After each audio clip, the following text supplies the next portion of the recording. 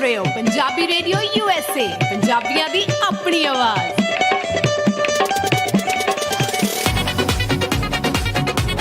ਅਵਲ ਹਮ ਸਨਾ ਇਲਾਹੀ ਜੋ ਮਾਲਿਕ ਹਰ ਹਰਦਾ ਤੇ ਉਸ ਦਾ ਨਾਮ ਚਤਾਰਨ ਵਾਲਾ ਕਿਸੇ ਮੈਦਾਨ ਨਾ ਹਰਦਾ। ਪੰਜਾਬੀ ਰੇਡੀਓ USA ਦੇ ਨੈਸ਼ਨਲ ਨੈਟਵਰਕ, ਇੰਟਰਨੈਸ਼ਨਲ ਨੈਟਵਰਕ, ਸਾਡੀ ਵੈਬਸਾਈਟ, ਸਾਡੀ ਐਂਡਰॉयਡ ਸਰਵਿਸ, ਸਾਡੀ ਟੈਲੀਫੋਨਿਕ ਸਰਵਿਸ, ਰੇਡੀਓ ਸੈਟ और वेबसाइट्स राएं जिथे जिथे तक ये आवाज़ जा रही है। प्रोग्राम है लेंदे पंजाब दियां बातां और ये आवाज़ है ताड़े प्रेजेंटर ताड़े मेज़बान मसूद मल्ली दी। जी जनाब, उच्चियां उम्मीदां ते डूंगियां आसां के साडे सब सुनने वाले बिल्कुल ठीक ठाक हशाश पिशाश आस्ते वास्ते ते जिथे जिथे होणगे राजी बाजी होणगे। मज़ैल तरह ये जिहड़ी एक एक्साइटमेंट वाली एंट्री है ये दस्सण डई है कि अज ना मैं कलम कल्ला नहीं है। जी बिल्कुल कलम कल्ला नहीं। प्रोग्राम तो पहला भी मैं कलम कला नहीं करता, पर अज लड़ाई करने वाली मेरे नाल नहीं है, बल्कि अज प्यार मुहब्बत करने वाले पंजाबी रेडियो USA दे ओ सारे जी ओ सारा परिवार लेंदे पंजाब दे स्टूडियो च इकट्ठा हो गया है।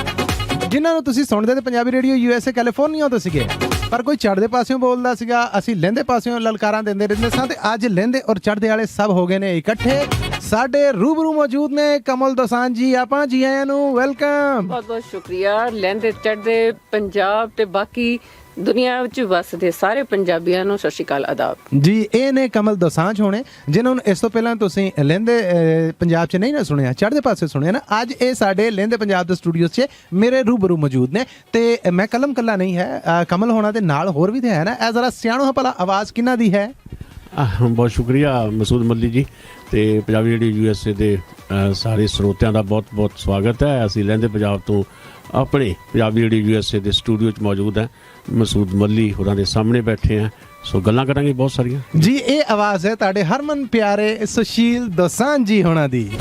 ਤੇ ਸੁਸ਼ੀਲ ਦੋਸਾਂਝ ਹੋਣਾ ਤੋਂ ਬਾਅਦ ਹਜੇ ਵੀ ਰੌਣਕਾਂ ਘਟੀਆਂ ਨਹੀਂ। ਤੇ ਜ਼ਰਾ ਇਹ ਸਿਆਣੋ ਹਾਂ ਭਲਾ ਇਹ ਆਵਾਜ਼ ਕਿਹਨਾਂ ਦੀ ਹੈ? ਸਤਿ ਸ੍ਰੀ ਅਕਾਲ ਜੀ, ਐਂ ਨੂੰ ਬੜਾ ਨਿੱਘਾ ਜਿਹਾ ਸਵਾਗਤ ਹੈ ਔਰ ਗੋਡੇ ਹੱਥ ਲਾਉਣਾ ਜੀ। ਸਾਡੇ ਸੁਣਨ ਵਾਲੇ ਕਿਹਨਾਂ ਨੂੰ ਸੁਣ ਰਹੇ ਨੇ? ਬਹੁਤ ਬਹੁਤ ਸ਼ੁਕਰੀਆ। ਮੈਨੂੰ ਤਾਂ ਇੱਦਾਂ ਲੱਗਦਾ ਅਸਲ 'ਚ ਅੱਜ ਕਿ ਜਿਹੜਾ ਮੁੱਖ ਸਟੂਡੀਓ ਹੈਗਾ ਪੰਜਾਬੀ ਰੇਡੀਓ USA ਦਾ ਉਹ ਸੈਨ ਹੋਜੇ ਤੋਂ ਚੁੱਕ ਕੇ ਅਸੀਂ ਇੱਥੇ ਲਾਹੌਰ ਵਿੱਚ ਲੈ ਆਏ। ਕੀ ਬਾਤ ਹੈ। ਮੁੱਖ ਸਟੂਡੀਓ ਤੋਂ ਮੈਂ ਸਾਰੇ ਪੰਜਾਬੀ ਰੇਡੀਓ ਪਰਿਵਾਰ ਦੇ ਵੱਲੋਂ ਸਾਡੇ ਸਰੋਤੇ ਦੁਨੀਆ ਦੇ ਕੋਨੇ-ਕੋਨੇ ਜਿਹੜੇ ਵਸਦੇ ਆ ਉਹਨਾਂ ਨੂੰ ਸਤਿ ਸ੍ਰੀ ਅਕਾਲ, ਸਲਾਮ ਅਲੈਕਮ, ਬਹੁਤ ਬਹੁਤ ਪਿਆਰ ਤੇ ਸਤਿਕਾਰ ਜੀ। ਮੇਰੀ ਆਵਾਜ਼ ਤੁਸੀਂ ਬਹੁਤੀ ਨਹੀਂ ਪਛਾਣਨੀ ਕਿਉਂਕਿ ਮੈਂ ਕਈ ਵਾਰ ਆਵਾਜ਼ਾਂ ਦੇ ਪਿੱਛੇ ਕੰਮ ਕੀਤਾ ਹੈ ਜਾਂ ਮੈਂ ਇਸੇ ਅਦਾਰੇ ਦੇ ਅੰਮ੍ਰਿਤਸਰ ਟਾਈਮਜ਼ ਅਖਬਾਰ ਦੇ ਸੰਪਾਦਕ ਦੇ ਤੌਰ ਤੇ ਕੰਮ ਕੀਤਾ ਹੈਗਾ। ਬਿਲਕੁਲ। ਅੱਜ ਮੈਨੂੰ ਬੜੀ ਖੁਸ਼ੀ ਹੈ ਕਿ ਮੈਂ ਅੱਜ ਬੋਲ ਰਿਹਾ ਪ੍ਰੋਗਰਾਮ 'ਚ ਉੱਤੇ ਉਹ ਵੀ ਲਾਹੌਰ ਤੋਂ ਜੀ। ਬਿਲਕੁਲ। ਇਹ ਨੇ ਸਾਡੇ ਹਰਮਨ ਪਿਆਰੇ ਸਰਦਾਰ ਦਲਜੀਤ ਸਿੰਘ ਸਰਾਜ ਜੀ ਜਿਹੜੇ ਕਿ ਐਡੀਟਰ ਰਹੇ ਅੰਮ੍ਰਿਤਸਰ ਟਾਈਮਜ਼ ਦੇ। ਅੱਛਾ, ਗੱਲਬਾਤ ਉਹ ਕਹਿੰਦੇ ਨੇ ਕਿ ਲੇਡੀਜ਼ ਫਸਟ, ਤੇ ਚਲੋ ਅਸੀਂ ਕਮਲ ਜੀ ਤੋਂ ਸ਼ੁਰੂ ਕਰਨੇ। ਕਿਸ ਤਰ੍ਹਾਂ ਲੱਗ ਰਿਹਾ ਪਹਿਲਾਂ ਤਾਂ ਦੱਸੋ ਕਿ ਲਹਿੰਦੇ ਪੰਜਾਬ ਦਾ ਸਟੂਡੀਓ ਪਿਛਲੀ ਵਾਰ ਜਦੋਂ ਆਏ ਸੀਗੇ ਉਦੋਂ ਤੇ ਦਲਜੀਤ ਹੋਣੇ ਨੇ ਜਿਹੜੇ ਉਹ ਨਹੀਂ ਸੀਗੇ ਹੈ, ਪਰ ਸੁਸ਼ੀਲ ਭਾਈ ਹੋਣਾ ਨੇ ਆਖਿਆ ਆ ਟੈਕਨੋਲੋਜੀ ਟੈਕਨੀਕਲੀ ਵਧੀਆ ਹੈ ਤੇ ਅਸੀਂ ਇੰਨੇ ਕੁ ਦੋਵੇਂ ਜੀ ਭੁੱਲੇ ਕਿ ਅੱਛਾ ਸਾਡੇ ਵੀ ਪੱਲੇ ਕੁਛ ਹੈ। ਤੇ ਅੱਜ ਇਹ ਸਭ ਕੁਝ ਦੇਖ ਕੇ ਕਿੱਦਾਂ ਦਾ ਲੱਗ ਰਿਹਾ? ਬਹੁਤ ਵਧੀਆ ਲੱਗ ਰਿਹਾ। ਜਦੋਂ ਪਿਛਲੀ ਵਾਰੀ ਆਏ ਸੀ ਥੋੜੀ ਜਿਹੀ ਬਸ ਨੀਂਹ ਰੱਖੀ ਜਾ ਰਹੀ ਸੀ, ਹਲਕਾ ਲੱਕੜ ਦੀਆਂ ਫੱਟੇ ਨਜ਼ਰ ਆ ਰਹੇ ਸੀ, ਪਰ ਆ ਬੜੀ ਖੂਬਸੂਰਤ ਲੱਗੀ ਜਿਹੜੀ ਤੁਸੀਂ ਦੱਸਿਆ ਵੀ ਇਹ ਜਿਹੜਾ ਪੂਰੇ ਦਾ ਪੂਰਾ ਫਰੇਮ ਆਪ ਫਿੱਟ ਕੀਤਾ, ਕਿੱਲਾਂ ਆਪ ਕੇ ਠੋਕੀਆਂ, ਧਾਗੇ ਸੂਈ ਧਾਗਾ ਲੈ ਕੇ ਸਾਰੇ ਪਰਿਵਾਰ ਨੇ ਸਾਰਾ ਇਹ ਕੰਮ ਕੀਤਾ। ਪਰ ਬਹੁਤ ਹੀ ਕਮਾਲ ਦਾ ਸਟੂਡੀਓ ਵੀ ਅਸੀਂ ਵੀ ਬੜੀ ਕੋਸ਼ਿਸ਼ ਕੀਤੀ ਹੈ, ਸਾਡੇ ਤੋਂ ਨਹੀਂ ਬਣ ਸਕਿਆ ਕਦੇ। ਇੱਕ ਫੇਰਾ ਹੈਪੀ ਤੇ ਇਬਰਾਹੀਮ ਨੇ ਹੋਣਾ ਤੇ ਬਣ ਜਾਣਾ। ਬਿਲਕੁਲ। ਇਹ ਅਸਿਸਟੈਂਟ ਬਹੁਤ ਵਧੀਆ ਤੁਹਾਡੇ ਦੋਨੋਂ।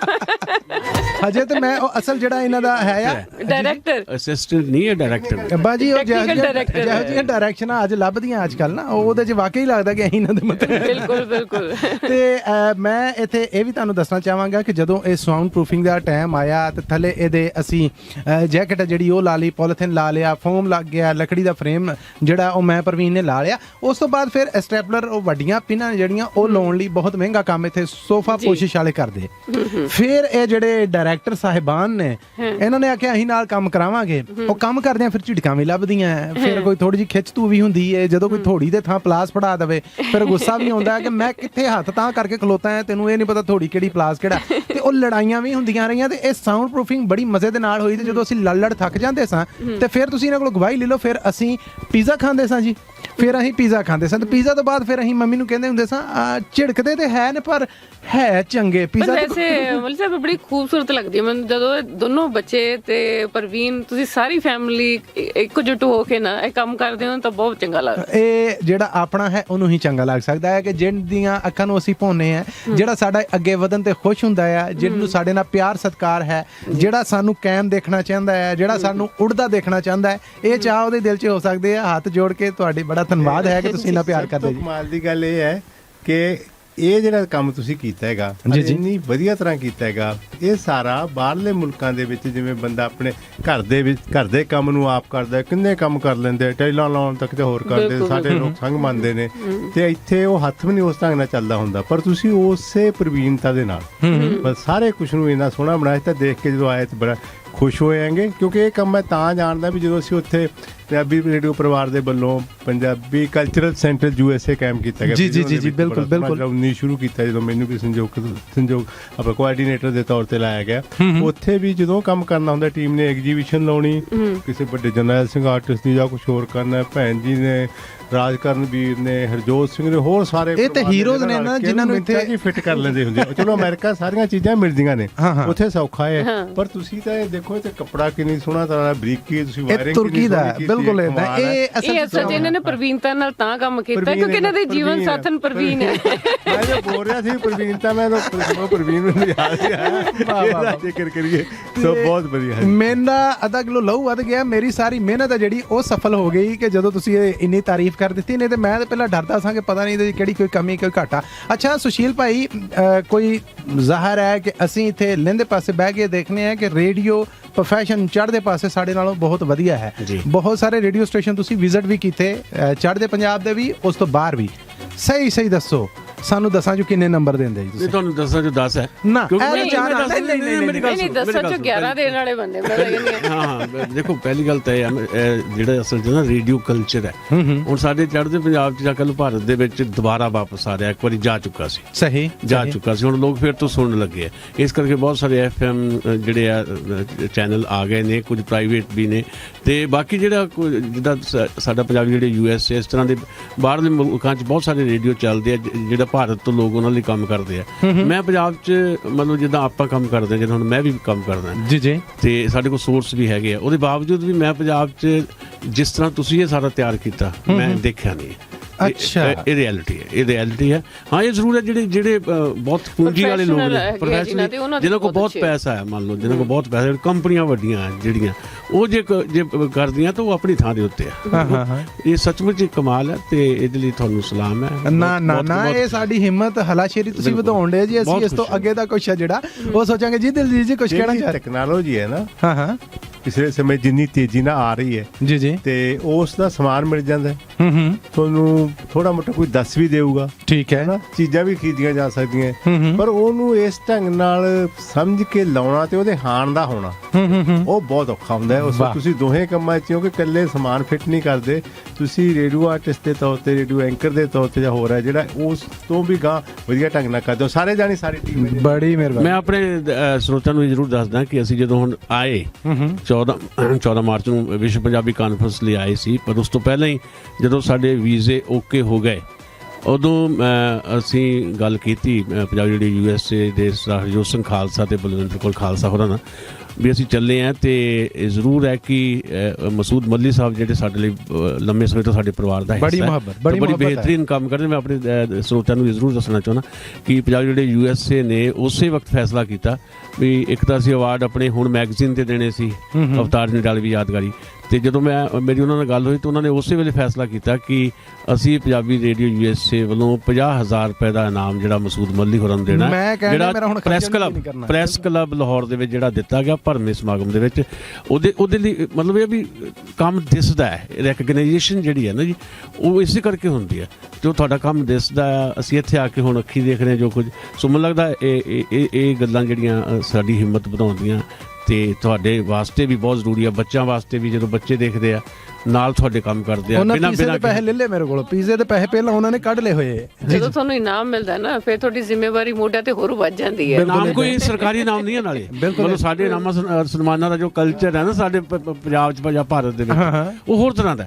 ਇਹ ਬਿਲਕੁਲ ਭਾਜੀ ਦਲਜੀਤ ਕੁਛ ਕਹਿਣਾ ਚਾਹੁੰਦੇ। ਜੀ ਹੁਣ ਅਖਬਾਰ ਹੈ, ਹੁਣ ਅਖਬਾਰ ਕੀ ਹੈ, ਪਰਿਵਾਰ ਹੀ ਹੈ, ਅਦਾਰਾ ਹੀ ਹੈ ਉਹ। ਉਹਦੇ ਆਪਣੀ ਸਾਰਾ ਉਹਦੇ ਵਿੱਚ ਜੋ ਕੁਝ ਛਪਦਾ ਉਹਦੇ ਮਿਆਰ ਪੱਖੋਂ ਜਦੋਂ ਵੀ ਕੋਈ ਫੰਕਸ਼ਨ ਕਰਦੇ ਨੇ ਕਿਸੇ ਵੀ ਕਿਸਮ ਦਾ ਪੰਜਾਬ ਦੇ ਵਿੱਚ ਵੀ ਉਹਦਾ ਵੀ ਇੱਕ ਮਿਆਰ ਹੁੰਦਾ ਤੇ ਉਹਦੇ ਵਿੱਚ ਕੋਈ ਰੱਖ ਰਖਾ ਲਿਹਾਜ਼ ਵਾਲੀ ਕੋਈ ਗੱਲ ਨਹੀਂ ਹੁੰਦੀ, ਮਤਲਬ ਮਿਆਰ ਦਾ ਖਿਆਲ ਰੱਖਿਆ ਜਾਂਦਾ ਹੈ। ਬਿਲਕੁਲ ਠੀਕ। ਇੱਥੇ ਲਾਹੌਰ ਪ੍ਰੈਸ ਦੇ ਕਲੱਬ ਦੇ ਵਿੱਚ ਪਰਸੋਂ ਜਿਹੜਾ ਫੰਕਸ਼ਨ ਹੋਇਆ ਹੈਗਾ, ਜਿਹੜਾ ਜਿਨ੍ਹਾਂ ਨੇ ਕਹਾਣੀ ਦੇ ਖੇਤਰ 'ਚ ਇੱਕ ਪੱਤਰਕਾਰੀ ਦੇ ਖੇਤਰ 'ਚ ਹੋਰ ਸਫਾਈਕਾਰ ਨੂੰ ਚੁਣਿਆ ਹੈਗਾ। ਅੱਛਾ ਸਾਹਿਬ ਜੀ ਅਫਜ਼ਲ ਸਾਹਿਬ ਚੁਣਿਆ ਹੈਗਾ, ਮਤਲਬ ਉਹ ਇਸ ਲਈ ਨਹੀਂ ਚੁਣਿਆ ਸੀ ਵੀ ਪਤਾ ਹੀ ਨਹੀਂ ਵੀ ਚਿਹਰੇ ਕੌਣ ਨੇ, ਯਕੀਨ ਇਸ ਲਈ ਚੁਣਿਆ ਗਿਆ ਕਿ ਉਹਦਾ ਕੰਮ ਕੀ ਹੈ। ਵਾਹ। ਸੋ ਉੱਥੇ ਸਾਰੇ ਫੰਕਸ਼ਨ ਦੇ ਵਿੱਚ ਜਿੰਨਾ ਸਾਰਿਆਂ ਨੇ ਬੁਲਾਰੇ ਨੇ ਸਰਾਹਨਾ ਕੀਤੀ ਤੇ ਖੁਸ਼ ਹੋਏ, ਉਹ ਬਹੁਤ ਮਤਲਬ ਮਾਣ ਵਾਲੀ ਗੱਲ ਹੈ ਤੇ ਨਾਮ ਦੀ ਸਾਰਥਕਤਾ ਕਰਦੀ ਹੈ। ਤੇ ਮੱਲੀ ਹੈਰਾਨ ਨੂੰ ਬਿਲਕੁਲ ਨਾ ਸਾਡੇ ਸਰੋਤਿਆਂ ਨੂੰ ਇਹ ਲੱਗੇ ਵੀ ਸਾਡੇ ਆਪਣੇ ਬੰਦੇ ਨੂੰ ਆਪ ਸਨਮਾਨ ਕਰ ਲਿਆਗਾ, ਇਹਦੇ ਕੰਮ ਨੇ ਸਨਮਾਨ ਕਰਾਇਆ। Thank you so much Sushil ਭਾਈ। ਕੋਈ ਗੱਲਬਾਤ ਮੈਂ ਚਾਹੁੰਦਾ ਹੈ ਕਿ ਅੱਜ ਆਪਾਂ ਇੱਥੇ ਰਲ ਇਕੱਠੇ ਹੋਏ ਹਾਂ, ਥੋੜੀ ਜਿਹੀ ਸਾਡੇ ਨੂੰ ਕੁਝ ਸਾਂਝੀ ਕਰੋ। ਮੈਂ ਚਾਹੁੰਦਾ ਕਿ ਜਿਹੜੀ ਯਾਦਗਾਰ ਰਵੇ। ਵੇਖੋ ਨਾ ਅੱਜ ਹੈਪੀ ਕਿਹੜੇ ਚਾਹ ਦੇ ਨਾਲ ਕੈਮਰੇ ਨਾਲ ਤੁਹਾਡੀ ਵੀਡੀਓ ਵੀ ਬਣਾਉਣ ਡਈ ਹੈ।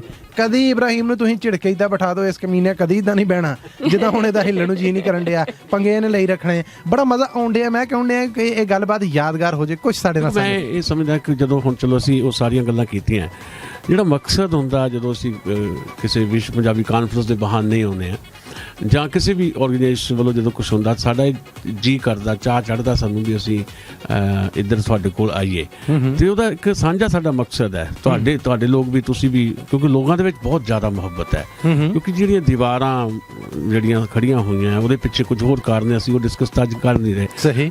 ਪਰ ਮਸਲਾ ਇਹ ਹੈ ਕਿ ਲੋਕ ਆਵਾਮ ਜਿਹੜਾ ਹੈ ਨਾ ਉਹ ਇਕੱਠਾ ਹੋਣਾ ਚਾਹੁੰਦਾ। ਇੱਕ ਤੇ ਸਾਡੇ ਗੱਲਾਂ ਬਾਤਾਂ ਦੇ ਵਿੱਚੋਂ ਇੱਕ ਗੱਲ ਨਿਕਲ ਕੇ ਆਈ ਹੈ ਪਿਛਲੇ ਦਿਨਾਂ ਦੇ ਵਿੱਚ, ਜਿਹੜੀ ਮੈਚਿਓਰ ਹੁੰਦੀ ਦਿਖਾਈ ਦੇ ਰਹੀ ਹੈ।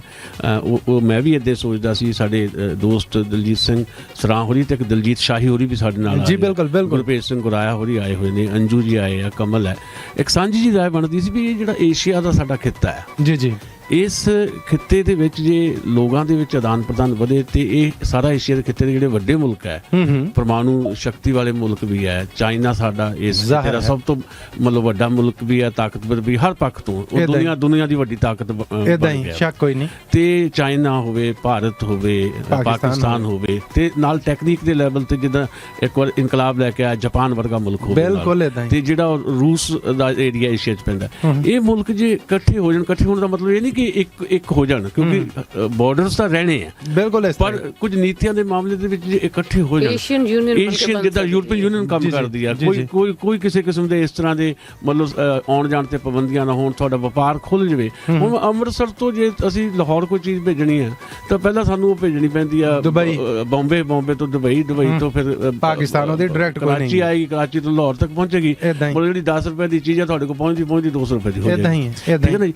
ਜੇ ਇਹ ਸਾਰਾ ਕੁਝ ਹੋ ਜਾਵੇ, ਭਾਈਚਾਰਾ ਵੀ ਵਧੂਗਾ, ਤੁਹਾਡੀ ਤਾਕਤ ਵੀ ਵਧੂਗੀ, ਕਿਉਂਕਿ ਪਾਪੂਲੇਸ਼ਨ ਜਿਹੜੀ ਹੈ ਨਾ ਸਾਰੀ ਦੁਨੀਆ ਦੀ ਜਿਹੜੀ ਮਤਲਬ 70% ਪਾਪੂਲੇਸ਼ਨ ਤਾਂ ਇਸ ਖਿੱਤੇ ਦੇ ਵਿੱਚ ਬੈਠੀ ਹੈ। ਪਾਪੂਲੇਸ਼ਨ ਵੀ ਇੱਕ ਪਾਵਰ ਹੁੰਦੀ ਹੈ, ਜ਼ਾਹਿਰ ਹੈ, ਪਾਪੂਲੇਸ਼ਨ ਵੀ ਇੱਕ ਪਾਵਰ ਹੁੰਦੀ ਹੈ, ਕਿਉਂਕਿ ਤੁਹਾਡੇ ਕੋਲ ਕਿਰਤ ਸ਼ਕਤੀ ਆ ਜਾਂਦੀ ਹੈ। ਕੰਜ਼ਿਊਮਰ ਹੋਣੇ ਤੇ ਕੰਜ਼ਿਊਮਰ ਵੀ ਦੇਖੋ, ਜੇ ਦੁਨੀਆ ਦਾ ਕੰਜ਼ਿਊਮਰ ਵੀ ਸਾਰਾ ਇੱਥੇ ਬੈਠਾ, ਤੇ ਇਸ ਕਰਕੇ ਮੈਨੂੰ ਲੱਗਦਾ ਸਾਡੀ ਸਾਂਝੀ ਰਾਏ ਹੈ ਵੀ ਜੇ ਇਹ ਇੱਕ ਕਿਤੇ ਨੀਤੀ ਪਾਲਿਸੀ ਦੇ ਵਿੱਚ ਕੁਝ ਇਦਾਂ ਦਾ ਲੈ ਆਉਣ, ਮਤਲਬ ਈਗੋਜ਼ ਛੱਡ ਦੇਣ, ਮਨੁੱਖ ਨੂੰ ਸਮਝਣ, ਤਾਂ ਇਹ ਸੰਦੇਸ਼ ਅਸੀਂ ਵੈਸੇ ਚਾਹੁੰਦੇ ਸੀ ਸਾਰੇ ਰਲ ਮਿਲ ਕੇ ਵੀ ਇਦਾਂ ਦਾ ਜਾਵੇ।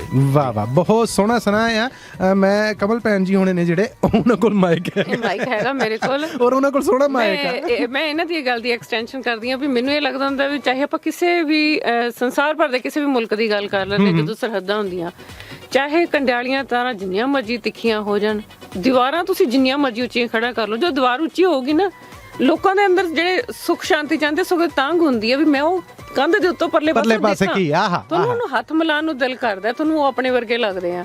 ਏਦਾਂ ਹੀ ਸਾਨੂੰ ਇਹ ਪਤਾ ਸੀ ਅਮਰੀਕਾ ਕੈਨੇਡਾ ਕਦੇ ਵੀ ਜਾ ਸਕਦੇ ਆ, ਜਦੋਂ ਪਰ ਸਾਨੂੰ ਲਾਹੌਰ ਆਣਾ, ਸਾਨੂੰ ਪਤਾ ਕਿ ਸਾਡੇ ਆਉਣ ਲਈ ਬੜੀਆਂ ਮੁਸ਼ਕਲਾਂ ਹੁੰਦੀਆਂ ਨੇ, ਹਾਲਾਤ ਕਈ ਵਾਰੀ ਸੁਖਾਵੇਂ ਹੁੰਦੇ ਆ, ਕਈ ਵਾਰੀ ਨਹੀਂ ਵੀ ਹੁੰਦੇ। ਫਿਰ ਐਂ ਲੱਗਦਾ ਹੈ ਉਹ ਜੀ ਨੂੰ ਅਸੀਂ ਜਿਹੜੇ ਮਿਲ ਕੇ ਆਏ ਆ, ਫਿਰ ਕਦੇ ਜ਼ਿੰਦਗੀ 'ਚ ਮਿਲ ਸਕਾਂਗੇ ਕਿ ਨਹੀਂ ਮਿਲ ਸਕਾਂਗੇ। ਉਹ ਜਿਹੜੀ ਤਾਂਘ ਰਹਿੰਦੀ ਹੈ ਨਾ ਸਾਨੂੰ ਮਿਲਣ ਦੀ, ਲਾਹੌਰ ਆਉਣ ਦੀ ਖਾਸ ਤੌਰ ਤੇ ਉਹ ਮੈਨੂੰ ਲੱਗਦਾ ਇਨਸ਼ਾਅੱਲਾ ਵੀ ਇਹ ਸੌਖੀ ਹੋ ਜਾਣੀ ਚਾਹੀਦੀ ਹੈ ਵੀ ਅਸੀਂ ਜਦੋਂ ਬਿਲਕੁਲ ਮਰਜ਼ੀ ਠੀਕ ਹੈ, ਮੈਂ ਮਿਲ ਸਕੀਏ। ਸਹਿਮਤ ਹਾਂ ਜੀ ਤੁਹਾਡੇ ਨਾਲ, ਮੈਂ ਸਹਿਮਤ ਹਾਂ। ਕਹਿਣ ਦਾ ਮਤਲਬ ਹੈ ਕਿ ਮਤਲਬ ਜਿਹੜੀਆਂ ਕੰਧਾਂ ਬੇਸ਼ੱਕ ਬਾਰਡਰਸ ਭਾਵੇਂ ਰਹਿਣ ਉਹਨਾਂ 'ਚ- ਕਾਇਮ ਰਹਿਣ, ਉਹਦੇ 'ਚ ਲੇਕਿਨ- ਬੂਹੇ ਬਾਰੀਆਂ ਤਾਂ ਵਾਹ, ਵਾਹ। ਉਹ ਬਾਰੀਆਂ ਰਹਿਣ, ਇੰਨੇ ਕੁ ਸਾਹ ਆਉਂਦੇ ਜਾਂਦੇ ਰਹਿਣ, ਇੱਕ ਦੂਜੇ ਦੇ ਦੁੱਖ ਸੁੱਖ ਬੋਲ ਸਾਡੇ ਸਾਂਝੇ ਹੁੰਦੇ ਰਹਿਣ। ਬਿਲਕੁਲ ਹੁਣ ਠੀਕ। ਦੇਖੋ ਸੰਗੀਤ ਦੇ, ਮੈਂ ਤਾਂ ਇੱਥੇ ਹੈਰਾਨ ਹੋ ਜਾਂਦੀ ਹਾਂ ਲਾਹੌਰ, ਉਹ ਜਿੱਥੇ ਵੀ ਅਸੀਂ ਜਾਂਦੇ ਆ ਉਹ ਸਾਡਾ ਜਿਹੜਾ ਲਹਿੰਦੇ ਚੜ੍ਹਦੇ ਪੰਜਾਬ ਦਾ ਸੰਗੀਤ ਹੈ, ਚਾਹੇ ਪੂਰੇ ਹਿੰਦੁਸਤਾਨ ਦਾ ਜਿਹੜਾ ਸੰਗੀਤ ਆ ਉਹੀ ਇੱਥੇ ਵੱਜਦਾ। ਜਦੋਂ ਅਸੀਂ ਇਹਨਾਂ ਨੂੰ ਕਹਿੰਦੇ ਆ ਵੀ ਤੁਸੀਂ ਪਾਕਿਸਤਾਨ ਦਾ ਵੀ ਸਾਨੂੰ ਸੁਣਾਓ, ਉਹ ਕਹਿਣਗੇ ਨਹੀਂ ਸਾਨੂੰ ਉਧਰਲਾ ਚੰਗਾ ਕੰਮ ਉੱਧਰ ਲੱਗਦਾ, ਹੁੰਦੇ, ਵਾਹ। ਸਾਨੂੰ ਇਹ ਲੱਗਦਾ ਸਾਨੂੰ ਇਹ ਚੰਗਾ ਲੱਗਦਾ, ਸਾਨੂੰ ਇਹ ਵਧੀਆ ਲੱਗਦਾ ਵੀ ਇਹ ਸੁਣੀਏ। ਹਾਏ ਹਾਏ ਹਾਏ, ਬਿਲਕੁਲ ਠੀਕ ਹੈ। ਔਰ ਦਲਜੀਤ ਜੀ, ਤੁਹਾਡੇ ਵਿਚਾਰ ਜਿਹੜੇ ਉਹ ਸਾਡੇ ਸੁਣਨ ਵਾਲਿਆਂ ਦੇ ਨਾਲ ਕੀ ਸਾਂਝੇ ਕਰਨਾ ਚਾਹੋਗੇ ਇਸ ਏਕਤਾ ਬਾਰੇ, ਇਸ ਮੁਹੱਬਤ ਬਾਰੇ, ਇਸ ਪਿਆਰ ਬਾਰੇ, ਇਸ ਸਤਿਕਾਰ ਬਾਰੇ? ਵੈਸੇ ਤਾਂ ਜਿਹੜੀਆਂ ਗੱਲਾਂ ਸਾਰੀਆਂ ਲਗਭਗ ਕਮਲ ਨੇ ਤੇ ਸੁਸ਼ੀਲ ਨੇ ਕਰ ਹੀ ਲਈਆਂ ਨੇ, ਪਰ ਮੈਂ ਇਹ ਹੈ, ਚਲੋ ਮੈਂ ਆਪਣੇ ਚੇਤੇ ਚੋਂ ਯਾਦ ਕਰਾਂ ਜਾਂ ਗੱਲ ਕਰਦੇ ਆ ਵੀ ਦੇਖੋ ਦੁਨੀਆ ਦੇ ਵਿੱਚ ਜਿੰਨਾ ਕੁ ਇਤਿਹਾਸ ਸੀ ਪੜਿਆ ਜਾਂ ਯਾਦ ਹੈ, ਜੀ ਜੀ। ਮੁਲਕ ਵੀ ਵੰਡੇ ਜਾਂਦੇ ਹੁੰਦੇ ਆ, ਕਈ ਵਾਰੀ ਆਬਾਦੀਆਂ ਨੂੰ ਵੀ ਬੜਾ ਮਤਲਬ ਇੱਕ ਥਾਂ ਤੋਂ ਦੂਜੀ ਥਾਂ ਜਾਂਦਾ ਰਿਹਾ ਹੁੰਦਾ, ਲੋਕਾਂ ਨੂੰ ਉਜੜਨਾ ਪੈਂਦਾ ਜਾਂ ਉਜਾੜਿਆ ਜਾਂਦਾ ਹੈਗਾ। ਜਰਮਨੀ ਤੋਂ ਬਾਅਦ ਮੈਂ ਸਮਝਦਾ ਕਿ ਜਿਹੜਾ ਪੰਜਾਬ ਦੀ ਵੰਡ ਸੀ ਜਾਂ ਬੰਗਾਲ ਦੀ ਵੰਡ ਸੀ, ਸਭ ਤੋਂ ਦੁਖਦਾਈ ਵੰਡ ਹੋਈ ਬਿਲਕੁਲ ਠੀਕ ਹੈ ਇਤਿਹਾਸ ਦੇ ਵਿੱਚ। ਤੇ ਉਹ ਬਿਲਕੁਲ ਇਹ ਹੈ ਕਿ ਸਰਕਾਰਾਂ ਨੇ ਅੱਖਾਂ ਮੀਚ ਕੇ ਅੰਨੇ ਹੋ ਕੇ ਰੱਖਿਆ, ਨਹੀਂ ਤਾਂ ਬਹੁਤ ਸੌਖੀ ਤਰ੍ਹਾਂ ਜੇ ਕੋਈ ਨਾ ਸਰਦਾ ਹੁੰਦਾ ਤੇ ਆਬਾਦੀ ਦਾ ਆਦਾਨ ਪ੍ਰਦਾਨ ਵੀ ਹੋ ਸਕਦਾ ਸੀ। ਬਿਲਕੁਲ ਠੀਕ ਹੈ। ਇਹ ਪਰ ਬਹੁਤ ਚੰਗੀ ਗੱਲ ਹੈ ਕਿ ਕਿਉਂਕਿ ਮਤਲਬ ਮਿੱਟੀ ਸਾਂਝੀ, ਭਾਸ਼ਾ ਸਾਂਝੀ, ਸੱਭਿਆਚਾਰ ਸਾਂਝੀ, ਸਭ ਕੁਝ ਸਾਂਝਾ ਸੀਗਾ। ਸੋ ਪੰਜਾਬ ਦੇ ਉੱਥੋਂ ਤੁਰਤ ਬਾਅਦ ਹੀ ਜਿਹੜਾ ਸੀਗਾ, ਜਦੋਂ ਕਿ ਇਦਾਂ ਹੁੰਦਾ ਕਿ ਲੋਕ ਇੱਕ ਦੂਜੇ ਨੂੰ ਦੇਖਣਾ ਜਾਣਨਾ ਨਹੀਂ ਚਾਹੁੰਦੇ, ਲੋਕ ਦੋਨੋਂ ਪਾਸੇ ਤਾਂਘ ਰਹੇ ਸੀਗੇ ਤੇ ਉਹਨਾਂ ਨੇ ਹਰ ਯਤਨ ਕੀਤਾ 47 ਤੋਂ ਬਾਅਦ ਵੀ ਕਿਸੇ ਵੀ ਰੂਪ 'ਚ ਅਸੀਂ ਜਾਈਏ। ਉਹ ਲੋਕ ਜਿਨ੍ਹਾਂ ਵੰਡ ਤੋਂ ਬਾਅਦ ਵੀ ਜੰਮੇ ਨੇ, ਉਹਨਾਂ ਦਾ ਵੀ ਇੰਨਾ ਮੋਹ ਹੈ ਪੰਜਾਬ ਦੇ। ਬਿਲਕੁਲ ਇਦਾਂ ਜੀ, ਮੇਰਾ ਜੀ ਕਰਦਾ ਮੈਂ ਆਪਣੇ ਦਾਦੇ ਦਾ ਪਿੰਡ ਬਖਸ਼ੀਵਾਲਾ ਗੁਰਦਾਸਪੁਰ ਦੇਖਾਂ। ਹਾਂਜੀ ਹਾਂ, ਹੌਲੀ ਹੌਲੀ ਚੱਲਿਆ, ਕਈ ਸਿਲਸਿਲੇ ਕੱਢੇ ਗਏ, ਕਿਸੇ ਢੰਗ ਨਾਲ ਵੀ ਮਿਲਣ ਦਾ, ਕੋਈ ਰਿਸ਼ਤੇਦਾਰਾਂ ਨੂੰ, ਕੋਈ ਪੁਰਾਣੀ ਜਾਇਦਾਦ ਸੀ ਕਰਨ ਦਾ। ਪਰ ਸਭ ਤੋਂ ਵੱਧ ਜਿਹੜਾ ਚੰਗਾ ਹੋਇਆ ਹੈ ਕਿ ਇੱਕ ਸਿਲਸਿਲਾ ਬਣਿਆ ਵੀ ਸਾਹਿਤਕ ਕਾਨਫਰੰਸਾਂ ਕਰਨ ਦਾ, ਜਾਂ ਮਤਲਬ ਸਾਰੇ ਸਾਹਿਤਕਾਰ ਬੁੱਧੀਜੀਵੀ ਮਿਲ, ਕਿਉਂਕਿ ਉਹਨਾਂ ਦਾ ਬੜਾ ਵੱਡਾ ਰੋਲ ਹੁੰਦਾ ਹੈਗਾ ਇਸ ਕੰਮ ਨੂੰ, ਇਸ ਭਾਵਨਾ ਨੂੰ ਹੋਰ ਮਜ਼ਬੂਤ ਕਰਨ ਦੇ ਲਈ। ਸਹੀ। ਇਸ ਕਰਕੇ ਤੇ ਫਿਰ ਜਿਹੜੇ ਗੁਰਧਾਮ ਨੇਗੇ ਉਹਨਾਂ ਦੇ ਦਰਸ਼ਨਾਂ ਦੇ ਖਾਤਰ ਵੀ ਹੈ। ਚੰਗਾ ਹੋਇਆ ਕਿ ਦੋਨੇ ਸਰਕਾਰਾਂ ਕਾਫੀ ਹੱਦ ਤੱਕ ਇਸ ਮਾਮਲੇ ਦੀ ਸਹਾਈ ਹੋਇਆ ਤੇ ਲੰਮਾ ਸੋਚਿਆ, ਪਰ ਇਹ ਬਹੁਤ ਜ਼ਰੂਰੀ ਹੈ, ਇਹਦੇ ਨਾਲ ਨਹੀਂ ਸਰਦਾ। ਬਿਲਕੁਲ ਠੀਕ ਹੈ, ਬਿਲਕੁਲ ਠੀਕ। ਕੁਝ ਅੱਗੇ ਵਧਣਾ ਪੈਣਾ, ਕਿ ਦੋ ਪੈਰ ਹੋਰ ਗਾਣਾ। ਇਹ ਵੀ ਸੋਚਣਾ ਚਾਹੀਦਾ ਵੀ ਅੱਜ ਦੇ ਸਮੇਂ ਦੇ ਵਿੱਚ ਜਦੋਂ ਗਲੋਬਲਾਈਜੇਸ਼ਨ ਹੈ, ਸੋਸ਼ਲ ਮੀਡੀਆ ਇੰਨਾ ਕੁਝ ਹੋ ਗਿਆ, ਲੋੜਾਂ ਇੱਕ ਦੂਜੇ ਦੀਆਂ ਇਹਨਾਂ ਨੇ, ਮੁਲਕਾਂ ਨੇ, ਸਾਰੀ ਦੁਨੀਆ ਦੇ ਨੇ ਮੁਲਕਾਂ ਨੇ, ਸਰਕਾਰਾਂ ਨੇ ਤਾਂ ਹੀ ਮਜ਼ਬੂਤ ਹੋਣਾ ਹੈ। ਲੋਕ ਤਾਂ ਹੀ ਸੁਖੀ ਹੋਣਗੇ ਜੇ ਆਪਸੀ ਸਹਿਯੋਗ ਦੁਨੀਆ ਦੇ ਹਰ ਮੁਲਕ ਦੇ ਵਿੱਚ, ਹਰ ਕੋਨੇ ਦੇ ਵਿੱਚ ਵਧੇ। ਬਿਲਕੁਲ ਸਾਡੇ ਲਈ ਤਾਂ ਬਹੁਤ ਹੀ ਜ਼ਰੂਰੀ ਹੈ, ਜਿਵੇਂ ਸੁਸ਼ੀਲ ਨੇ ਕਿ ਸਾਡਾ ਤਾਂ ਇੰਨੀ ਚੀਜ਼ ਹੈ ਕਿ ਅਸੀਂ ਯਾਰ ਵੀ ਸਰਹੱਦ ਤੋਂ ਆਵਾਜ਼ ਤਾਂ ਮਾਰ ਸਕਦੇ ਹਾਂ ਇੱਕ ਦੂਜੇ ਨੂੰ, ਹਨਾ, ਤੇ ਪਰ ਆ ਜਾ ਨਹੀਂ ਸਕਦੇ। ਸੋ ਇਹ ਸਿਲਸਿਲਾ ਚੱਲਦਾ ਰਹੇ, ਇਨਸ਼ਾਅੱਲਾ ਆਸ ਹੈ ਕਿ ਬਹੁਤ ਮਜ਼ਬੂਤ ਹੋਏਗਾ। ਕੀ ਸ਼ਬਦ ਬੋਲੇ ਤੁਸੀਂ, ਕੀ ਬਾਤ ਹੈ। ਕਮਲ ਜੀ, ਅਖੀਰ ਦੇ ਉੱਤੇ ਅਜੀਬ ਜਿਹੜਾ ਇੱਕ ਬੜਾ ਪਿਆਰਾ ਗੀਤ ਹੈ, ਬੁਸ਼ਰਾ ਉਹਨਾਂ ਦਾ ਲਿਖਿਆ ਹੋਇਆ, ਗਵਾਂਢਣੇ, ਬਿਲਕੁਲ ਠੀਕ। ਉਹ ਬਹੁਤ ਕਮਾਲ ਦਾ ਗੀਤ ਹੈ ਵੀ ਤੁਸੀਂ ਏਦਾਂ, ਉਹ ਦੀਵਾਰ ਹੈ ਵਿੱਚ ਖੜੀ ਤੇ ਦੋ ਔਰਤਾਂ ਨੇ, ਇੱਕ ਚੜ੍ਹਦੇ ਪੰਜਾਬ ਦੀ ਤੇ ਇੱਕ ਲਹਿੰਦੇ ਪੰਜਾਬ ਦੀ, ਤੇ ਉਹ ਕਹਿ ਰਹੀ ਹੈ ਗਵਾਂਢਣੇ ਅੱਜ ਤੂੰ ਕੀ ਰਹਿੰਦੇ ਆ ਨਾ। ਉਹ ਬੜਾ ਮਜ਼ੇਦਾਰ ਗੀਤ ਹੈ ਬਿਲਕੁਲ। ਔਰ ਉਹ ਸੁਪਰ ਹਿੱਟ ਗਿਆ ਔਰ ਪਤਾ ਨਹੀਂ ਕਿੰਨੇ ਲੱਖ ਲੋਕਾਂ ਨੇ ਦੇਖਿਆ। ਔਰ ਅੱਜ ਅਸੀਂ ਮਲਕਾ ਤਰਨਮ ਨੂਰ ਜਹਾਂ ਦਾ ਇਹ ਗੀਤ ਵੀ ਸੁਣਾਵਾਂਗੇ ਔਰ ਇਹ ਗੀਤ ਵੀ ਪ੍ਰੋਗਰਾਮ ਦਾ ਹਿੱਸਾ ਬਣਾਵਾਂਗੇ ਅਖੀਰ ਤੇ, ਕਿਉਂਕਿ ਤੁਹਾਡੇ ਕੋਲ ਜਿੱਡਾ ਪੈਕਡ ਸਕੇਜੂਲ ਹੈ ਕਿ ਤੁਹਾਡਾ ਪਾਕਿਸਤਾਨ ਦਾ, ਮੈਨੂੰ ਤਾਂ ਯਕੀਨ ਨਹੀਂ ਆਉਂਦਾ ਕਿ 2011 ਚ ਮੈਂ ਤੇ ਦਲਜੀਤ ਜੀ ਮੋਟਰਸਾਈਕਲ ਤੇ ਇਸੇ ਲਾਹੌਰ ਦੀਆਂ ਸੜਕਾਂ ਤੇ ਫਿਰਦੇ ਰਹੇ। ਹੁਣ ਤੇ ਆਉਣ ਜਾਣ ਦੇ ਉੱਤੇ ਆ ਜਿਹੜੀ ਖੇਚਲ ਹੋਣ ਡਈ। ਕੀ ਕਹੋਗੇ ਸੁਣਨ ਵਾਲੇ ਜਿਹੜੇ ਸਾਡੇ ਸਰੋਤੇ ਨੇ ਉਹਨਾਂ ਵਾਸਤੇ, ਕੀ ਸੁਨੇਹਾ ਹੈ ਹੁਣ ਜਦੋਂ ਕਿ ਕੁਝ ਘੰਟਿਆਂ ਬਾਅਦ, ਇੱਕ ਅੱਧੇ ਦਿਨ ਬਾਅਦ ਤੁਸੀਂ ਬਾਰਡਰ ਕ੍ਰੋਸ ਕਰਕੇ ਜਾਣਾ, ਅਸੀਂ ਇੱਧਰ ਤਾਂਗ ਲਾ ਕੇ ਬੈਠੀ ਰਹਿਣਾ ਕਿ ਹੁਣ ਕਦੋਂ ਆਓਗੇ, ਔਰ ਤੁਹਾਨੂੰ ਉਧਰ ਚਾਹ ਰਹਿਣਾ ਕਿ ਕਦੋਂ ਦੁਬਾਰਾ ਆਓਗੇ, ਤੇ ਹੈਪੀ ਈਡੀ ਤੋਂ ਈਡੀ ਹੋਈ ਹੋਏਗੀ। ਅੱਛਾ, ਜਦੋਂ ਆਉਣਾ ਹੁੰਦਾ ਨਾ ਲਾਹੌਰ ਸਰਹੱਦ ਇਦਾਂ ਕ੍ਰੋਸ ਕਰਦੇ ਆ ਨਾ, ਜਿਹੜਾ ਉਹ ਦੋਨਾਂ ਪਾਸੇ ਦੀ ਇੰਨੀ ਸ਼ਾਨਦਾਰ ਜਗ੍ਹਾ ਲੱਗਦੀ ਹੈ, ਐਂ ਲੱਗਦਾ ਇੱਧਰ ਮੇਰਾ ਹਿੰਦੁਸਤਾਨ ਹੈ, ਇੱਧਰ ਵੀ ਮੇਰਾ ਪਾਕਿਸਤਾਨ ਹੈ, ਸਾਨੂੰ ਦੋਨੋਂ ਉਹ ਇੱਕੋ ਲੱਗਦੇ। ਉਹ ਜਿਹੜਾ ਗੇਟ ਤੇ ਪਾਕਿਸਤਾਨ ਲਿਖਿਆ ਹੁੰਦਾ, ਇੱਧਰ ਇੰਡੀਆ ਲਿਖਿਆ ਹੁੰਦਾ ਨਾ, ਉਹ ਬੜਾ ਚੰਗਾ ਲੱਗਦਾ। ਫਿਰ ਜਦੋਂ ਕ੍ਰੋਸ ਕਰਦੇ ਆ ਨਾ, ਉਸ ਤੁਸੀਂ ਧਰਤੀ ਨੂੰ ਕ੍ਰੋਸ ਕਰਦੇ ਆ, ਉਹ ਧਰਤੀ ਇੱਕ ਲੱਗਦੀ ਹੈ। ਫਿਰ ਜਦੋਂ ਤੁਸੀਂ ਲਾਹੌਰ 'ਚ ਜਦੋਂ ਘੁੰਮਦੇ ਆ ਨਾ, ਉਹ ਲੱਗਦਾ ਇਹ ਤਾਂ ਦਿੱਲੀ ਵਾਲਾ ਜਿਹੜਾ ਪਾਲਕਾ ਬਾਜ਼ਾਰ ਹੈ, ਇਹ ਤਾਂ ਉਹ ਆ ਗਿਆ। ਫਿਰ ਕੁਝ ਜਗ੍ਹਾ ਆਉਂਦੀ ਹੈ, ਖਾਲਸਾ ਕਾਲਜ ਸਾਡਾ, ਉਹ ਲੱਗਦਾ ਇਹ ਤਾਂ ਸਾਡਾ, ਇਹ ਤਾਂ ਅਸੀਂ ਅੰਮ੍ਰਿਤਸਰ ਵਾਲੇ ਏਰੀਆ 'ਚ ਘੁੰਮ ਰਹੇ ਹਾਂ। ਇਹ ਜਿਹੜੀ ਪੁਰਾਣੀ ਦਿੱਲੀ ਹੈ, ਇਹ ਉਹ ਵਾਲੀ ਜਗ੍ਹਾ, ਉਹ ਲੱਗਦੀ ਹੋਈ ਨਹੀਂ ਸਾਰੀਆਂ, ਕਿਉਂਕਿ ਇਮਾਰਤਾਂ ਉਹ ਸਾਡੇ ਇੱਕੋ ਆਰਕੀਟੈਕਟ ਜਿਹੜੀਆਂ ਬਣੀਆਂ ਹੋਈਆਂ ਨੇ, ਉਹ ਬਹੁਤ ਖੂਬਸੂਰਤ ਲੱਗਦੀਆਂ ਉਹ ਇਮਾਰਤਾਂ। ਵਾਹ ਵਾਹ ਵਾਹ, ਰੱਬ ਕਰੇ ਕਿ ਅੰਜਨ ਇਸੇ ਤਰ੍ਹਾਂ ਬਣੀ ਰਹੇ ਔਰ ਬਹੁਤ ਬਹੁਤ ਸੋਹਣੇ ਇੱਕ ਚਾਹ ਨੇ ਜਿਹੜੇ ਉਹ ਦੇ ਕੇ ਅਸੀਂ ਤੁਹਾਨੂੰ ਰੁਖਸਤ ਕਰ ਰਹੇ ਹਾਂ ਇਸ ਆਸ ਦੇ ਨਾਲ ਕਿ ਤੁਹਾਡਾ ਬਾਰ-ਬਾਰ ਆਉਣ ਨੂੰ ਮੋਹ ਇਸੇ ਤਰ੍ਹਾਂ ਚਾਹ ਇਸੇ ਤਰ੍ਹਾਂ ਛਾਲਾ ਮਾਰਦਾ ਰਹੇਗਾ ਔਰ ਅਸੀਂ ਵੀ ਬਾਹਾਂ ਖੋਲ ਕੇ ਤੁਹਾਨੂੰ ਉਡੀਕਦੇ ਰਹਾਂਗੇ ਔਰ ਰੱਬ ਕਰੇ ਕਿ ਇਹ ਸਾਂਝਾਂ ਬਣੀਆਂ ਰਹਿਣ। ਜੀ ਸੁਸ਼ੀਲ ਭਾਈ ਤੁਸੀਂ ਕੀ ਕਹਿਣਾ ਚਾਹੋਗੇ? ਸਮਾਂ ਥੋੜਾ ਹੁਣ। ਹਾਂ ਬਿਲਕੁਲ ਦੇਖੋਗੇ ਸਮਾਂ ਥੋੜਾ। ਸੋ ਜਿਹੜੀਆਂ ਗੱਲਾਂ ਕਮਲ ਨੇ ਕੀਤੀਆਂ ਇਹ ਤਾਂ ਹੈ ਹੀ ਆਪਣੇ ਥਾਂ ਦੇ ਉੱਤੇ। ਮੈਨੂੰ ਉਲਫਤ ਬਾਜਵਾ ਸਾਹਿਬ ਸਾਡੇ ਇੱਕ ਸ਼ਾਇਰ ਹੋਏ ਆ ਪੰਜਾਬੀ ਗਜ਼ਲ ਦੇ ਜਲੰਧਰ ਤੋਂ। ਉਹਨਾਂ ਦਾ ਇੱਕ ਮਤਲਾ ਗਜ਼ਲ ਦਾ ਯਾਦ ਆਉਂਦਾ ਹੈ ਕਿ ਨਾ ਇਹ ਜਹਾਨ ਮੇਰਾ ਨਾ ਉਹ ਜਹਾਨ ਮੇਰਾ, ਨਾ ਇਹ ਜਹਾਨ ਮੇਰਾ ਨਾ ਉਹ ਜਹਾਨ ਮੇਰਾ, ਨਾ ਇਹ ਜਹਾਨ ਮੇਰਾ ਨਾ ਉਹ ਜਹਾਨ ਮੇਰਾ, ਸਾਰੇ ਜਹਾਨ ਦਾ ਮੈਂ ਸਾਰਾ ਜਹਾਨ ਮੇਰਾ। ਹਾਂ ਵਾਹ। ਸੋ ਅਸੀਂ ਤਾਂ ਇਹ ਸਾਰੀ ਕੁਦਰਤ ਨੇ ਤਾਂ ਇਸ ਧਰਤੀ ਨੂੰ ਇੱਕੋ ਹੀ ਕੀਤਾ ਸੀ ਨਾ, ਵੰਡਾਂ ਤਾਂ ਅਸੀਂ ਪਾ ਲਈਆਂ। ਬਿਲਕੁਲ ਏਦਾਂ ਹੀ। ਤੇ ਜੋ ਕੁਦਰਤ ਹੈ ਅਸੀਂ ਕੁਦਰਤ ਦੇ ਨਾਲ ਚੱਲਾਂਗੇ ਤਾਂ ਮੈਨੂੰ ਲੱਗਦਾ ਧਰਤੀ ਵੀ ਬਚ ਜਾਏਗੀ। ਅੱਜ ਧਰਤੀ ਤੇ ਵੀ ਸੰਕਟ ਹੈ, ਸੋ ਨਾਲ ਚੱਲੀਏ, ਕੁਦਰਤ ਦੇ ਨਾਲ ਚੱਲੀਏ, ਮਨੁੱਖ ਆਪੇ ਹੀ ਬੰਦਾ ਬਣ ਜਾਏਗਾ। ਮਤਲਬ ਬੰਦੇ ਬਣਾਉਣੇ ਪੈਂਦੇ ਆ। ਕੁਦਰਤ ਦੇ ਨਾਲ ਜੇ ਝਗੜਾ ਪੈਦਾ ਨਾ ਕਰੀਏ, ਟਕਰਾਅ ਪੈਦਾ ਨਾ ਕਰੀਏ ਤਾਂ ਸੱਚਮੁੱਚ ਇਹ ਧਰਤੀ ਹੋਰ ਬਿਹਤਰ ਹੋਏਗੀ। ਸਾਡਾ ਜਿਹੜਾ ਆਉਣ ਵਾਲਾ ਕੱਲ ਅੱਜ ਤੋਂ ਬਿਹਤਰ ਹੋਏਗਾ ਇਨਸ਼ਾਅੱਲਾ। ਰੱਬ ਨੇ ਚਾਹਿਆ ਤੇ ਰੱਬ ਨੇ ਚਾਹਿਆ। ਜੀ ਦਲਜੀਤ ਜੀ ਮੈਂ ਕਮਲ ਦੀ ਉਹੀ ਗੱਲ ਕਰਦਾ, ਪਹਿਲਾਂ ਦੋ ਗੱਲਾਂ ਤੇ ਕਰੂੰਗਾ। ਸਰਹੱਦ ਪਾਰ ਕਰਨ ਦਾ ਅਹਿਸਾਸ ਹੈ ਜਿਹੜਾ, ਜਦੋਂ ਮੈਂ 2011 ਦੇ ਵਿੱਚ ਚੰਡੀਗੜ੍ਹ ਪ੍ਰੈਸ ਕਲੱਬ ਦੇ ਡੈਲੀਗੇਸ਼ਨ ਆਇਆ ਸੀ ਲਾਹੌਰ ਪ੍ਰੈਸ ਕਲੱਬ ਦੇ ਸੱਦੇ ਤੇ, ਉਦੋਂ ਸਰਹੱਦ ਦਾ ਮੈਂ ਉਹ ਪੱਖ ਯਾਦ ਕਰਦਾ ਜਦੋਂ ਅਸੀਂ ਇੱਥੇ ਆਏ ਆਂਗੇ, ਬਿਲਡਿੰਗਾਂ ਵੱਖਰੀਆਂ ਬਣ ਗਈਆਂ, ਬੱਸ 'ਚ ਚੜ੍ਹ ਕੇ ਅਹਿਸਾਸ ਹੁੰਦਾ ਤੁਰਨ ਦਾ। ਉਦੋਂ ਕਮਲ ਇਸ ਕਿਸਮ ਦਾ ਸੀਗਾ ਕਿ ਪਰਲੇ ਪਾਸੇ ਆਪਣੀ ਇਮੀਗ੍ਰੇਸ਼ਨ ਦੀ ਚੌਂਕੀ ਸੀ, ਜਿਹੜੇ ਗੇਟ ਹੈ ਵੱਡੇ, ਹਾਂਜੀ, ਜਿੱਥੇ ਹੁਣ ਉਹ ਰੀਟਰੀਟ ਦਾ ਬਣਾਇਆ ਹੋ ਬੜਾ ਵੱਡਾ ਕਰਤਾ, ਖੁੱਲਾ ਜਿਹਾ ਸੀ। ਇੱਧਰ ਇੰਨਾ ਹੀ ਸੀਗੀ। ਅਸੀਂ ਉੱਥੋਂ ਜਦੋਂ ਵਿਹਲੇ ਕਰਦੇ ਸੀ ਤੇ ਤੁਰਦੇ ਸੀਗੇ। ਵਾਹ, ਤੁਰ ਕੇ ਲੱਗਦਾ ਸੀ ਸਰਹੱਦ ਟੱਪ ਰਹੇ ਆ। ਉਹ ਟੱਪਣ ਤੋਂ ਬਾਅਦ ਇੱਧਰ ਜਦੋਂ ਆਉਂਦੇ ਸੀ ਲੱਗਦਾ ਸਰਹੱਦ ਹੀ ਟੱਪੀ ਨਹੀਂ, ਸਰਹੱਦ ਹੈ ਹੀ ਨਹੀਂ, ਬਲ ਇੱਕੋ ਹੀ ਲੱਗਦੀ ਆ ਕੇ ਲੱਗਦਾ ਸੀ ਕਿ ਅਸੀਂ ਮੋੜ ਆਏ ਆ। ਇੱਕ ਜਿਹੜੀ ਸਭ ਤੋਂ ਵੱਡੀ ਗੱਲ ਹੈ ਕਿ ਲਾਹੌਰ ਬਾਰੇ ਬੜੀਆਂ ਗੱਲਾਂ ਵੀ ਲਾਹੌਰ ਜਿਹਨੇ ਨਹੀਂ ਵੇਖਿਆ ਜੰਮਿਆ ਨਹੀਂ। ਵਾਕਈ ਸਾਡੇ ਪੰਜਾਬੀਆਂ ਦੇ ਚੇਤਿਆਂ 'ਚ ਲਾਹੌਰ ਸ਼ਬਦ ਹੀ ਇੰਨਾ ਸੰਗੀਤਕ ਢੰਗ ਦਾ ਹੈਗਾ, ਹੈ ਨਾ। ਮਤਲਬ ਜਿਵੇਂ ਮੈਂ ਫੇਸਬੁੱਕ ਤੇ ਪਾਇਆ, ਚਲੋ ਉਹਨੂੰ ਦੱਸਦਾ ਕਿ ਸਾਰੀਆਂ ਇਹਨੂੰ ਕਿੰਨੀ ਸਿੱਖ ਹੈ ਲੋਕਾਂ ਨੂੰ। ਮੈਂ ਉਹ ਤੇ ਲਿਖਤਾ ਵੀ ਕਿਹਨੂੰ ਦੱਸਾਂ ਮੈਂ ਲਾਹੌਰ ਘੁੰਮਦਾ, ਹੈ ਨਾ। ਮਤਲਬ ਘੁੰਮਦਾ ਤੇ ਲਾਹੌਰ ਚੋਂ ਦਾ ਕੁਛ ਆਪਾਂ ਬਣਾਈ ਉਹਦਾ ਐਡੇ ਹੈ ਨਾ, ਸਾਰੇ ਸ਼ਹਿਰ ਨੂੰ ਦੇਖਦੇ ਮਤਲਬ ਸਾਰਿਆਂ ਨੂੰ ਇੱਕ ਤੇ ਮੈਂ ਜਾਣਾ, ਮੈਨੂੰ ਬੜਾ ਤੇਰੇ ਨਾਲ ਈਰਖਾ ਹੈ, ਮੈਨੂੰ ਤੇਰੇ ਨਾਲ ਬੜਾ ਈਰਖਾ ਹੈ। ਕਿਆ ਕਹਿਣੇ। ਕੋਈ ਤੇ ਸੁਖਵੀਰ ਗਰੇਵਾਲਾ ਸਾਡਾ ਪੱਤਰਕਾਰ ਰਿਹਾ, ਆਪਣਾ ਖੇਡਾਂ ਦਾ ਸੀਗਾ, ਜਦੋਂ ਮੈਂ ਪੰਜਾਬੀ ਟੀਮ 'ਚ ਖੇਡਾਂ ਸਫਾ ਕਰਦਾ ਸੀਗਾ, ਉਹਨੇ ਕੋਈ ਲਾਹੌਰ ਦੇ ਚੈਂਪੀਅਨ ਟਰਾਫੀ ਹੋਣੀ ਸੀਗੀ ਤੇ ਮੈਨੂੰ ਤਾਂ ਯਾਦ ਨਹੀਂ, ਮੈਂ ਐਡਿਟ ਕੀਤਾ ਸੀ, ਹੁੰਦਾ ਸੀ ਹੈਡਿੰਗ ਕਾਬਿਕ ਬਣ ਜਾਂਦੇ ਸੀਗੇ। ਉਹਨੇ ਮੈਨੂੰ ਪੜ੍ਹ ਕੇ ਕਿਹਾ, ਭਾਜੀ ਕਮਾਲ ਹੈ ਵੀ ਮੈਨੂੰ ਹੁਣ ਯਾਦ ਆ ਗਿਆ ਜਦੋਂ ਮੈਂ ਰਿਪੋਰਟ ਦਿੱਤੀ ਤੁਸੀਂ ਉਹਦਾ ਹੈਡਿੰਗ ਲਾਇਆ ਸੀ, ਜੇ ਚੱਲਿਓ ਲਾਹੌਰ ਨੂੰ। ਕਿਆ ਬਾਤ ਹੈ, ਕਿਆ ਬਾਤ। ਜਦੋਂ ਲਾਹੌਰ ਤੇ ਲਾਹੌਰ ਵੱਲ ਜਾਣ ਦਾ ਅਹਿਸਾਸ ਹੈ ਉਹ ਸਾਡੇ ਸਾਰਿਆਂ ਦੇ ਸੁਪਨਿਆਂ 'ਚ ਹੈ। ਵਾਹ। ਤੇ ਦੁਆਵਾਂ ਕਰਦੇ ਵੀ ਸਾਰੇ ਪੰਜਾਬੀ ਹੈ, ਇੱਧਰਲੇ ਵੀ ਤੇ ਉੱਧਰਲੇ ਵੀ ਉਧਰ ਆ ਜਾ ਸਕਣ। ਮਤਲਬ ਜਦੋਂ ਅਸੀਂ ਇੱਧਰ ਐਂਟਰ ਕਰੀਦਾ ਨਾ, ਉਦੋਂ ਇੱਕ ਬੜੀ ਦਿਲ 'ਚ ਬੜੀ ਉਮੰਗ, ਬੜੀ ਖੁਸ਼ ਹੁੰਦੀ ਹੈ। ਜਦੋਂ ਵਾਪਸ ਜਾਣਾ ਤਾਂ ਦਿਲ ਧੜਕ ਰਿਹਾ ਹੁੰਦਾ ਵੀ ਅੱਛਾ ਹੁਣ ਚੱਲੇ ਆ। ਕੱਲ ਨਾ ਸਾਡੇ ਕੋ ਮਿਲੇ ਇੱਕ ਪਰਿਵਾਰ ਮਿਲਿਆ, ਦੋ ਬੱਚੀਆਂ, ਉਹ ਪਹਿਲੀ ਵਾਰੀ ਮਿਲੇ ਇੱਥੇ। ਉਹ ਉਹਨਾਂ ਦਾ ਨਾਂ ਸੀਗਾ, ਮੈਂ ਨਾਂ ਭੁੱਲ ਰਹੀ ਹਾਂ। ਉਹ ਬੱਚੀਆਂ ਨਾ ਹਟਕੋਰੇ ਲੈ ਕੇ ਇੰਨੀਆਂ ਰੋ ਰਹੀਆਂ ਸੀ, ਮੈਨੂੰ ਹੈਰਾਨੀ ਹੋ ਰਹੀ ਸੀ। ਸਫੀਆ ਹਯਾਤ, ਉਹਨਾਂ ਦੀਆਂ ਬੱਚੀਆਂ, ਤਿੰਨੋਂ ਬੱਚੇ ਬਹੁਤ ਰੋ ਰਹੇ ਸੀ, ਏਡੇ ਹਟਕੋਰੇ ਲੈ ਕੇ ਉਹਨਾਂ ਨੂੰ ਬੜੀ ਚੁੱਪ ਕਰਾ ਰਹੇ ਸੀ। ਉਸ ਬੱਚੇ ਚੁੱਪ ਹੀ ਨਹੀਂ ਸੀ ਕਰ ਰਹੇ। ਹੁਣ ਕਹਿੰਦੇ ਤੁਸੀਂ ਚੱਲ ਜਾਣਾ, ਮੁੜ ਕੇ ਅਸੀਂ ਕਦੋਂ ਮਿਲਾਂਗੇ ਤੁਹਾਨੂੰ। ਕੀ ਬਾਤ ਹੈ। ਲੋਕਾਂ ਨੂੰ ਇਹ ਹੁੰਦਾ ਵੀ ਤੁਹਾਨੂੰ ਹੱਥ ਲਾ ਕੇ ਛੂ ਲਈਏ, ਉਹਨੂੰ ਵੀ ਇਹ ਲੱਗਦਾ ਕਿ ਤੁਸੀਂ ਉੱਥੋਂ ਆਏ। ਹਾਂਜੀ, ਮੈਂ ਬਸ ਲਾਸਟ ਗੱਲ, ਮੈਂ ਜਿਹੜੀ ਕਮਲ ਹੋ ਰਹੀ ਭਾਜੀ ਦਲਜੀਤ ਗੱਲ ਕਰਦੇ, ਜਦੋਂ ਅਸੀਂ ਆਉਣੇ ਆ ਨਾ, ਜਦੋਂ ਪਹਿਲਾ ਪੈਰ ਬਾਗੇ ਦੀ ਧਰਤੀ ਤੇ ਪੈਂਦਾ ਤਾਂ ਫਿਰ ਧਰਤੀ ਤੇ ਪੈਰ ਹੀ ਨਹੀਂ ਲੱਗਦਾ। ਹਾਏ ਹਾਏ ਹਾਏ। ਮੇਰਾ ਖਿਆਲ ਇਹਨਾਂ ਸ਼ਬਦਾਂ ਤੋਂ ਬਾਅਦ ਜੀ ਕਿਸੇ ਗੱਲ ਦੀ ਕੋਈ ਗੁੰਜਾਇਸ਼ ਰਹਿੰਦੀ ਨਹੀਂਗੀ। ਕਮਲ ਭੈਣ ਜੀ ਤੁਹਾਡੀ ਬੜੀ ਮਿਹਰਬਾਨੀ, ਬਹੁਤ ਧੰਨਵਾਦ ਕਿ ਮੇਰਾ ਚਾਹ ਸੀਗਾ ਕੋਈ ਥੋੜਾ ਜਿਹਾ ਆਪਾਂ ਬੋਲੀਏ, ਤੁਸੀਂ ਮੇਰਾ ਚਾਹ ਪੂਰਾ ਕਰਤਾ। Thank you so much. ਤੁਹਾਡਾ ਵੀ ਸੁਸ਼ੀਲ ਭਾਈ ਥੈਂਕ ਯੂ ਸੋ ਮਚ। ਸਾਡੀ ਸਾਰੀ ਖਲਕਤ ਜਗਤ ਪਰ ਸੁਣਦਾ ਤੇ ਮੈਨੂੰ ਅੱਜ ਬੜੀ ਖੁਸ਼ੀ ਮਹਿਸੂਸ ਹੋਈ। ਮੈਨੂੰ ਲੱਗਦਾ ਸਟੂਡੀਓ ਕੋਈ ਸ਼ੈ ਘੱਟ ਸੀਗੀ, ਅੱਜ ਪੂਰੀ ਹੋਈ ਹੈ। ਦਲਜੀਤ ਜੀ ਤੁਹਾਡਾ ਹੋਣਾ ਤੇ ਇਸ ਤਰ੍ਹਾਂ ਮੇਰੇ, ਕਿਉਂਕਿ ਪਿਤਾ ਜੀ ਨਹੀਂ ਹੈ, ਮੈਨੂੰ ਇੰਝ ਲੱਗ ਰਿਹਾ ਅੱਜ ਉਹ ਆ ਗਏ।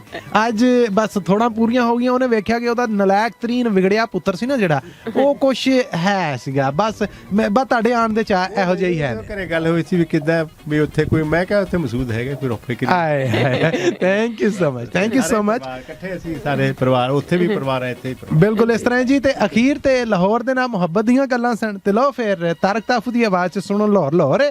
ਤੇ ਇਸ ਤੋਂ ਬਾਅਦ ਕੁਝ ਮਸ਼ਹੂਰੀਆਂ ਨੇ, ਮਸ਼ਹੂਰੀਆਂ ਤੋਂ ਬਾਅਦ ਜਦੋਂ ਵਾਪਸ ਆਵਾਂਗੇ ਤੇ ਫਿਰ ਬਾਕੀ ਸਭ ਤੇ ਚਾਹ ਪੀਣਗੇ। ਤੇ ਜ਼ਾਹਿਰ ਹੈ ਮੈਂ ਤੇ ਅੱਜ ਤੁਹਾਡੇ ਨਾਲ ਪ੍ਰੋਗਰਾਮ ਕਰਨਾ ਹੈ ਨਾ, ਤੇ ਇਸ ਲਈ ਮੈਂ ਤੁਹਾਡੇ ਨਾਲ ਗੱਲਬਾਤ ਕਰਨਾ, ਪਰ ਇਸ ਗੀਤ ਤੋਂ ਬਾਅਦ।